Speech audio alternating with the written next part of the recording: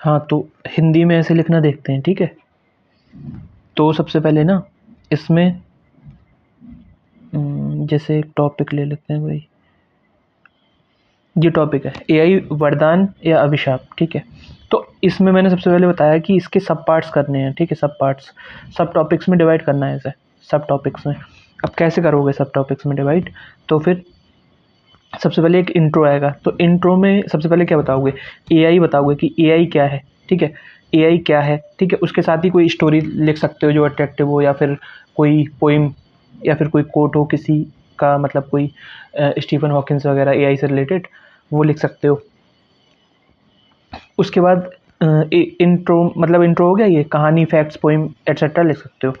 उसके बाद एआई क्या है ये इसी में मर्ज हो जाएगा, मतलब इंट्रो का ही पार्ट हो जाएगा। अच्छा, उसके बाद अब देखो इसके सब पार्ट्स क्या होंगे, एआई वरदान या अभिशाप। तो पहले आप प्रूव करोगे एआई वरदान है, ठीक है। एआई वरदान है, उसके कुछ एग्जांपल्स दे दिए कि हाँ ये ठीक है, ये इस एरिया में ये हुआ। ये आप कैसे कर सकते हो, पेस्टल से कर सकते हो, ठीक है, पेस्टल से, ठीक है। Political, economical, social, technical, technological, environmental और लीगल। तो कैसे जैसे लिख सकते हैं कि भाई अभी हम कोई एक एग्जांपल ले लो, जैसे पॉलिटिकल वाला। तो अभी हम मान लो फेक वोटर्स को डिटेक्ट करने में एआई का यूज कर रहे हैं, तो फिर हम लिख सकते हैं कि देखो ये वरदान साबित हो रहा है, ठीक है।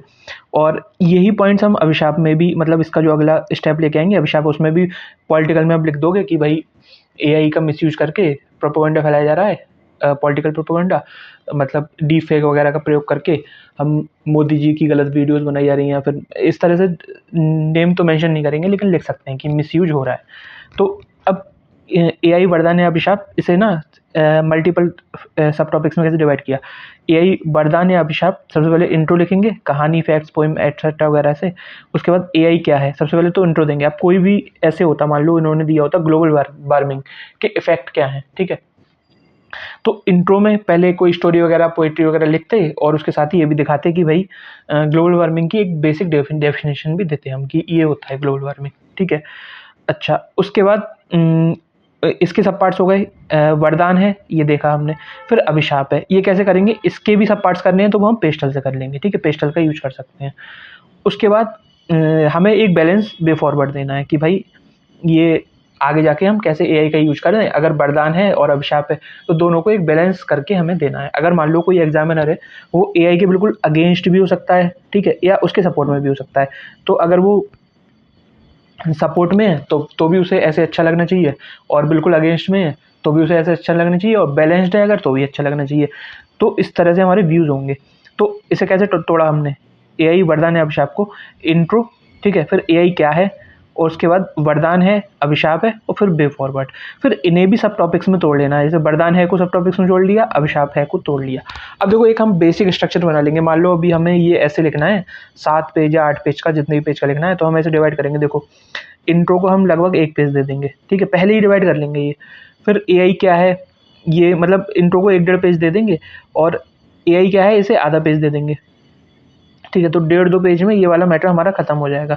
उसके बाद वरदान और अभिशाप, इस पे 4-5 पेज इस पे दे देंगे कि वरदान है और अभिशाप है, दोनों के एग्जाम्पल्स वगैरह लिखेंगे। फिर उसके बाद वे फॉरवर्ड, इसमें 2 पेज दे देंगे, ठीक है। 2 पेज दे दिया है, जितना भी दे दिया, लास्ट में जाके एक बैलेंस हम इसमें बना लेंगे कि हमें किसे कितना वैल्यू देनी है। तो उससे हमें ये आ जाएगा भाई हमारा ऐसे 7 से 8 पेज का आएगा, और उसमें एक एक सब पॉइंट्स का इतना इतना वेटेज होगा, इतना इतना एरिया घेरेंगे ये, ठीक है। अब इसमें वैल्यू एडिशन करना है हमें, तो देखो कुछ कोर्स हमें पता होने चाहिए एआई से रिलेटेड, कुछ एग्जांपल्स पता होने चाहिए, केस स्टडीज पता होनी चाहिए, गवर्नमेंट स्कीम, यूपी गवर्नमेंट क्या कर रही है, या फिर सेंट्रल गवर्नमेंट क्या कर रही है, इस तरह के हमें पॉइंट्स पता होने चाहिए। वो हम जहाँ जहाँ जरूरत होगी वहाँ उन्हें रख देंगे, मतलब उन्हें डाल देंगे। तो ये हो गया। तो सबसे पहले क्या है, अब जैसे जो सिलेबस के टॉपिक्स हैं, जैसे साहित्य है, ठीक है, या एक डिजास्टर मैनेजमेंट पे एक ऐसे आता ही आता है, तो उसमें जो वाटर वाला सेक्शन है, वाटर क्या बोलते हैं उसे, जल आपदाएं, ठीक है। या एक वो पूछा गया था,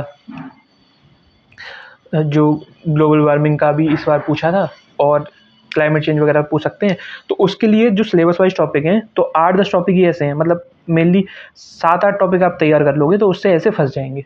तो 7-8 जो टॉपिक्स हैं उन्हें आप कैसे तैयार करोगे कि भाई उनका एक बेसिक, उनके कुछ पोइम्स वगैरह कलेक्ट कर लो, कुछ शायरी वगैरह, शेर शायरी, कुछ फैक्ट्स कर लो, कुछ कहानी तैयार कर लो। जैसे एआई की मैंने एक कहानी तैयार की थी इस बार, जो मैं लिख के आया हूँ अभी दिखाऊंगा वो, ठीक है। तो इस तरह से ये एक तरह से हमारा तैयार हो जाएगा। तो सबसे पहले जो भी पीवाईक्यू में आए हैं, जो भी हमारे ऐसे आ चुके हैं पीवाईक्यू में, उन्हें हम सब टॉपिक्स में डिवाइड कर लेंगे। अगर सब टॉपिक्स में डिवाइड करना आ गया और ये डिस्ट्रीब्यूशन कर दिया कौन सा कितने पेज में आएगा, तो फिर उसके साथ ही हमारा ऐसे का एक आइडिया लग जाएगा, हम लिख लेंगे, ठीक है। तो मेन चीज़ क्या है, सब टॉपिक्स में डिवाइड करना, वो आप सीख लो पहले, ठीक है। जैसे 8-10 टॉपिक्स उठाओ जो पहले आए हैं, पूछे गए हैं, उन्हें सब टॉपिक्स में डिवाइड करके देख लो एक पेज पे कितना दिमाग चल रहा है, कितने सब टॉपिक्स बना पा रहे हो, ठीक है। अब देखते हैं ऐसे, ठीक है, इसका जो लिखा हुआ है। हाँ, तो फिर इसमें कहाँ से शुरुआत की थी हमने, सबसे पहले इंट्रो में कहानी लिखेंगे। तो ये कहानी मैंने पहले से ही बना रखी थी। क्या कहानी है, पढ़ते हैं। रोहित आईआईटी कानपुर से पढ़ा हुआ एक इंजीनियर है। उसे सृजन नामक एक एआई टूल बनाया है, ठीक है, जो मुख्य रूप से ग्रामीण क्षेत्रों में मददगार है। पहले दिन सृजन ने बच्चों को उनके कक्षा के अनुसार शिक्षा प्रदान की। रामू नामक कृषक को, देखो अब देखो इसमें एक एजुकेशन दे दी इसने, एक एजुकेशन वाला फैक्टर आ गया। रामू नामक कृषक को मिट्टी और जलवायु के अनुसार फसल उगाने एवं चुनाव की सलाह दी। फिर एग्रीकल्चर में हेल्प कर दी इसने, ठीक है, जो कि ग्रामीण पृष्ठभूमि में जरूरी है, हम वही एग्जाम्पल्स लेंगे। तथा ग्राम वासियों को उनके आवश्यकता अनुसार सरकारी योजनाओं की जानकारी भी दी, ठीक है। तो 3-4 पॉइंट लिख दिए इसमें, क्या क्या क्या किया है एआई टूल ने। अब देखो, गांव के मुखिया रोहित से बोले, ये सृजन तो हमारे लिए वरदान बन के आया है, हम इससे जरूर तरक्की कर पाएंगे। तो अब देखो, इसमें स्टोरी में ही लिख दिया कि भाई एआई जो टूल है वो वरदान बन के आया है। ऐसा कौन कह रहा है, मुखिया जी कह रहे हैं। फिर परंतु 3 दिन पश्चात जब सुनीता नामक शिक्षिका ने रोहित से पूछा, क्या यह सृजन मेरी तरह बच्चों को संस्कार एवं प्रेम सिखा सकता है, और यदि हाँ, तो जब सब यही करेगा तो मैं क्या करूंगी। अब देखो, इसमें 2 फैक्टर दिखा दिए। एक तो इसमें दिखाया कि इमोशंस नहीं टीच कर सकता ये, ठीक है, तो अभिशाप बन के भी आ सकता है, क्योंकि इमोशंस तो जरूरी है टीच करना बच्चों को। दूसरी बात, ये सुनीता कह रही है कि मैं क्या करूंगी, यानी ये कहीं ना कहीं बेरोजगारी भी दिखा रहा है कि मतलब एआई आएगी तो बेरोजगारी बढ़ेगी, ठीक है, बेरोजगारी बढ़ेगी। तब रोहित निरुत्तर था। अब रोहित निरुत्तर हो गया। समस्या तब और बड़ी हो गई जब हैकर्स ने सृजन का डाटा चुरा लिया और डार्क वेब पर भेज दिया। तो डार्क वेब पर डाटा भेज दिया, डाटा लीकेज दिखा दिया, और ग्राम निवासियों की निजता और गोपनीयता भंग हो गई। एक और गंभीर समस्या तब उत्पन्न हुई जब सृजन एआई के एल्गोरिदम में गड़बड़ के चलते उसने कृषकों को गलत सलाह दे दी। तो इन सभी परिस्थितियों में इस विचार को जन्म दिया कि एआई विकास है या विनाश। अब देखो पूरी स्टोरी कैसे चलाई, पूरी स्टोरी ऐसे चलाई कि पहले बताया हमने कि भाई ये पॉजिटिव चीज़ें हो रही हैं, फिर बताया ये इसने नेगेटिव कर दिया। तो नेगेटिव कर दिया तो एक तरह से कहानी चल के आई कि ये ऐसा है। अब देखो, इसे मैंने ना और शॉर्ट कर दिया था। ये ऐसे है जो पहला एआई पे मैंने लिख के देखा था, इसे मैंने और शॉर्ट कर दिया स्टोरी को वहाँ पर, ठीक है। वहाँ पर ये जैसे यहाँ पे लगभग 1.5 पेज ले रही है, वहाँ पे 1 पेज में ही लगभग खत्म हो गई थी, ठीक है। अब देखो, ये यहाँ पे हमने यहाँ पे बता दिया कि भाई क्वेश्चन पूछ लिया कि ये विकास है। अब देखो यहाँ पे इंट्रो टाइप हो गया। अब पहले हम बताएंगे एआई है क्या। तो आर्टिफिशियल इंटेलिजेंस की परिकल्पना सर्वप्रथम एलन ट्यूरिंग ने नहीं दी थी, ये जॉन मैकार्थी ने दी थी। ये बाद में मैंने चेंज किया था और एग्जाम में भी जॉन मैकार्थी लिख के आया हूँ। जिसके अंतर्गत जब मशीनें मानव की तरह सोच, विचार एवं भावनाएं प्रकट करती हैं तो वे आर्टिफिशियल इंटेलिजेंस की परिधि में आती हैं, ठीक है। बेसिक डेफिनेशन दे दी। तो पहले हमने इंट्रो दिया, कहानी आ गई और एआई बता दिया क्या होता है। अब हम आएंगे उस पर, वरदान है, ठीक है। तो वर्तमान में आर्टिफिशियल इंटेलिजेंस ने बृहद रूप से मानव सहयोग किया है, जो वास्तविकता में वरदान से कम नहीं है। यदि हम स्वास्थ्य क्षेत्र में एआई के योगदान को देखें तो गूगल द्वारा विकसित डीप माइंड रेडियोलॉजिस्ट की तुलना में 11.5% तक अधिक कार्यकुशल है। अब देखो, यहाँ पे ये डाटा वाटा नहीं याद हो मान लो, ठीक है, तो अब फिर भी डालना है तो यहाँ पे डाल दो। जैसे ये आप बताओ, एग्जामिनर को पता होगा ये बात कि कितना कार्यकुशल है, ठीक है, नहीं पता होगा ना, रेडियोलॉजिस्ट की तुलना में कितना। यहाँ पे अगर आप मान लो यहाँ पे लिख दो कि 25% ज़्यादा कार्यकुशल है, तो नहीं पता होगा ना उसे। तो ये लिख सकते हो आप, ठीक है। यहाँ मैंने लिख दिया 11.5% अधिक कुशल है, हालांकि ये सही होगा, डाटा मैंने लिखा है तो देख के लिखा होगा कहीं ना कहीं। वहीं IBM वाटसन नामक एआई कंप्यूटर ने कैंसर की स्थिति एवं एग्जैक्ट पहचान द्वारा जापानी महिला की जान बचाई। ये एग्जाम्पल बिल्कुल परफेक्ट है, मतलब ये कहीं से मैंने चुराया था तो ये आप लिख सकते हो। उसके बाद बी माई आइज एआई ने नेत्रहीनों को एक नवीन जीवन दिया है। इसी प्रकार शिक्षा के मैंने कुछ एग्जाम्पल दे दिए, जैसे एआई, चैट जीपीटी वगैरह, और 2023 तक इतने लोग ये कर चुके थे, ये सब लिख दिया, ये रीड कर लेना।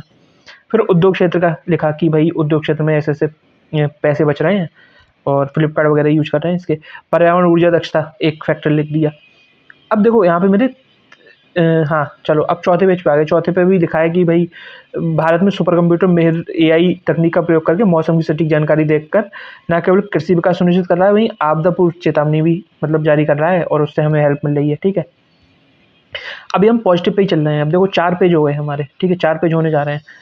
ठीक है, और इसमें अब हम यहाँ पे नेगेटिव पे आए। ठीक है, एआई कृषि विकास हेतु महत्वपूर्ण, ये सब हो गया।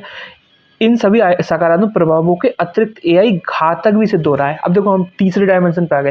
पहले हमने इंट्रो लिखा, इंट्रो एक स्टोरी लिखी, इंट्रो लिख दिया, पॉजिटिव्स बता दिए, फैक्टर्स बहुत सारे पॉजिटिव आप और भी बता सकते हो। ठीक है, जैसे पॉलिटिकल, इकोनॉमिकल में लिख सकते हो कि भाई एआई शेयर मार्केट में हेल्प कर रहा है, मतलब उसे क्रैश होने से रोक रहा है। ठीक है, उसका एग्जैक्ट अनुमान लगाना, ये सब चीज़ें आप बता सकते हो। और पॉजिटिव के बाद आप नेगेटिव लिखेंगे। तो घातक परिणाम क्या है कि 2050 तक इतने % मानव कार्यबल को प्रतिस्थापित कर लेगा, तो बेरोजगारी बढ़ेगी। अब देखो यहाँ पर कुछ कोट अगर घुसेड़ सकते हैं तो यहाँ पे डाल दिया ये कोट एक। तो गांधी जी क्या बोले थे? गांधी जी बोले थे मशीनें आ गई हैं, इन्हें रोका नहीं जा सकता, परंतु ये मानव श्रम को प्रतिस्थापित ना करें, इसका ध्यान रखना चाहिए। ठीक है, तो ये कोट आ गया एक। तो ऐसे ही आप जैसे एग्रीकल्चर का लिख रहे हो आप, तो कुछ एग्रीकल्चर का कोट हम पे 8-10 कोट होने चाहिए, वो कहीं ना कहीं फिट हो ही जाएंगे। ठीक है, कहीं ना कहीं फिट कर ही लिए जाएंगे। जैसे एक वो था एग्रीकल्चर का, क्या था एक, जब बाप मरा भूखे किसान के बेटे का, वो जब ऐसी कुछ था, अब याद नहीं आ रहा, देख लेना वो। वहीं एआई दुरुपयोग से संबंधित कुछ अनैतिक मामले भी सामने आए हैं, जैसे डीपेक के माध्यम से महिलाओं को निशाना बनाया गया, फर्जी स्पीच ओवरले, मतलब इसमें बहुत सारे एग्जांपल्स लिखे। जैसे अमेजन द्वारा एआई आधारित रिक्रूटमेंट प्रणाली में लैंगिक भेदभाव के मामले देखे गए थे। ये बेल्जियम में इन्होंने आत्महत्या को उकसाया। अब देखो ये है ना, बेल्जियम में उकसाया। अब देखो ये कहीं आत्महत्या के लिए उकसाया होगा यार, नहीं पता होगा। अगर यहाँ पे लिख दोगे कि यार फ्रांस में उकसाया, ठीक है, बेल्जियम तो और अच्छा लग रहा है। ठीक है, क्योंकि अलग सा नाम है ना, तो उन्हें लगेगा उसे एग्जामिनर को, ठीक है यार उकसाया होगा, इतना अलग सा देश का नाम लिखा है इसने। या फिर लिख दो यहाँ पे कुछ और यूरोपीय से नॉर्वे में उकसाया, तो मान लेगा एग्जामिनर। ये नहीं है कि कहे कि यार तुम गलत बात लिख रहे हो। तो ये नहीं है कि नहीं पढ़ा यार, हमने नहीं पढ़ा, उकसाया होगा, ठीक है, भेदभाव किया होगा। या फिर लिख दो कि भाई एआई के, एक मैं एग्जांपल दे के बता रहा हूँ, एक नेगेटिव का एग्जांपल कि लिखो, कोई देश सोचो अच्छा सा,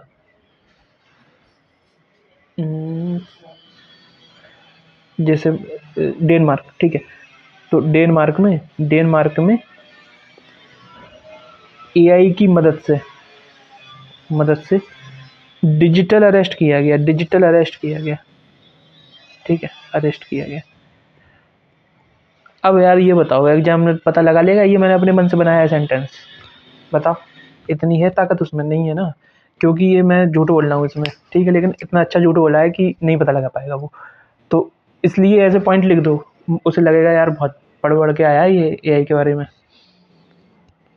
तो हाँ, अब देखो स्टीफन हॉकिंस ने भी कहा है एआई के बारे में, एआई या तो मानव की सबसे बड़ी उपलब्धि होगी या सबसे बड़ी गलती। अब देखो ये कोट है ना, ये कोट किसी में भी यूज हो जाएगा, एआई का कैसा भी क्वेश्चन आ जाए आर्टिफिशियल इंटेलिजेंस का, ठीक है, उसमें ये कोट कहीं ना कहीं घुसेड़ ही दोगे आप, मतलब यूज कर लोगे, तो इसे बिल्कुल रट्टा मार लो। ठीक है, तो अब आते हैं फिर, अब वे फॉरवर्ड में आते हैं। देखो 2-3 पॉइंट हो गए, इंट्रो हो गया, एआई क्या है हो गया, वरदान है या अभिशाप है, दोनों चीज़ें हो गई। अब आते हैं, बैलेंस करते हैं। अभी एआई का प्रयोग अपने प्रारंभिक दौर में है, परंतु इसके सकारात्मक और नकारात्मक प्रभाव अभी भी बृहद रूप से दिख रहे हैं। भविष्य की कल्पना अत्यंत कठिन है, परंतु अब मूवीज़ के नाम डाल दिए, मैट्रिक्स या हर मूवी, एक्स मशीना, ठीक है, ये बॉलीवुड मूवी रोबोट आदि में जो दिखाया गया है, उसमें दिखाया गया है कि एआई जहाँ वरदान के रूप में भी दिखाई गई है और विनाश के रूप में भी। रोबोट तो देखी होगी इसमें से आपने, ठीक है। अब प्रश्न यह है कि आगे की राह क्या है? यही प्रश्न हमें सृजन विकास करता रोहित के मस्तिष्क में भी उपजा हुआ दिखा था। वो जो स्टार्टिंग में स्टोरी थी ना, तो रोहित कंफ्यूज हो गया था अब क्या करें इसका। तो अब उसी स्टोरी के माध्यम से मैंने इसमें सॉल्यूशन भी दिया है। रोहित ने इसका जो हल निकाला वह बृहद परिप्रेक्ष्य में भी देखा जा सकता है।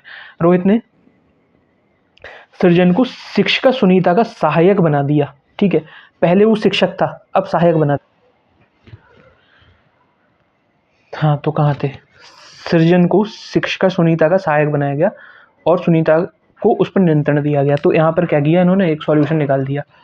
बेहतर सुरक्षा मानक निर्धारित किए गए, डेटा हैकिंग को रोका तथा कृषकों को सर्जन द्वारा दी गई सलाह का रिकन्फर्मेशन हेतु एक हेल्पलाइन नंबर प्रदान किया, जो सीधे कहाँ मिलता था, मतलब हेल्पलाइन नंबर दे दिया है। ठीक है, ये हेल्पलाइन नंबर भी ओरिजिनल है, ये मैंने रट्टा मार रखा था। ये GS3 में भी काम में आएगा, जो एग्रीकल्चर वाला टॉपिक है उसमें लिख सकते हो। 1800-180-1551 जो एग्रीकल्चर हेल्पलाइन है यहाँ की। कुल मिलाकर रोहित ने सृजन से ग्रामीण विकास हेतु कार्य तो करवाए, परंतु उस पर मानव नियंत्रण मजबूत किया। तो ये देखो, इसमें सार आ गया पूरा कहानी का। ठीक है, यही कार्य राष्ट्रीय स्तर पर वैश्विक परिप्रेक्ष्य में करने की आवश्यकता है। AI पर निर्भरता होना उचित है, परंतु अति निर्भरता घातक है। बेहतर यही है कि मानव नियंत्रण रहे। AI पर बेहतर कार्य योजना तैयार करने हेतु नीति आयोग द्वारा गूगल के साथ एक समझौता ज्ञापन हस्ताक्षर किया गया है। वहीं AI विकास हेतु एवं आने वाले खतरों को भांपने हेतु हाल ही में जारी दिल्ली घोषणा पत्र भी महत्वपूर्ण है।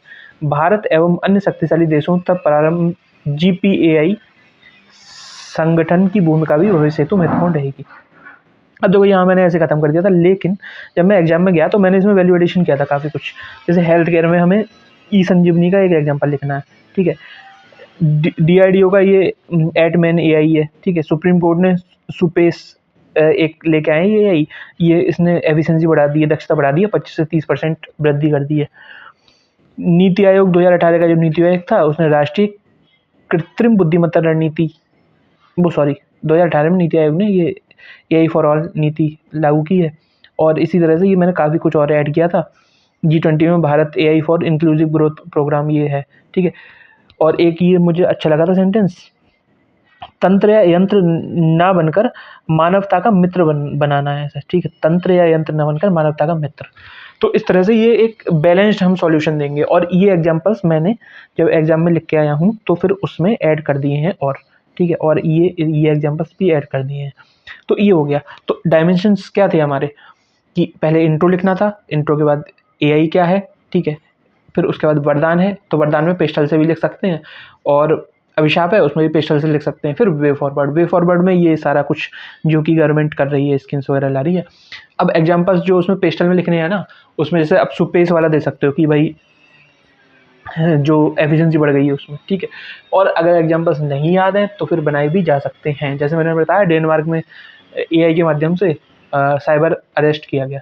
ठीक है, तो ठीक है यार, नहीं पता होगा एग्जामिनर को, या फिर और बहुत तगड़ा एग्जाम्पल बनाओ कोई। ठीक है, जैसे जैसे जैसे एक बना दो, चीन में, चाइना में जो मेट्रो स्टेशन हैं वहाँ पर वो रोबोट का यूज कर रहे हैं लोगों को गाइड करने के लिए। ठीक है, कहाँ जाना है कहाँ नहीं जाना, रोबोट का यूज कर रहे हैं, AI आधारित रोबोट का यूज कर रहे हैं। अब मुझे तो पता नहीं है कर रहे हैं नहीं कर रहे हैं, लेकिन एग्जामिनर को भी नहीं पता है कर रहे हैं नहीं कर रहे हैं, लेकिन एग्जाम्पल लिखाऊंगा मैं ये। ठीक है, क्योंकि एग्जामिनर को ही नहीं पता है तो उसे लगेगा ठीक है यार कर रहे होंगे, और कर भी रहे होंगे कहीं ना कहीं।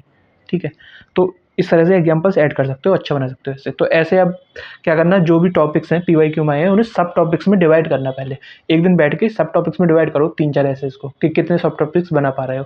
जितने सब टॉपिक्स ज़्यादा होंगे और कुछ एग्जाम्पल्स उसमें ऐड करो, उतना ही आपका ऐसे बढ़िया होगा। ठीक है, उतना ही बढ़िया हो जाएगा।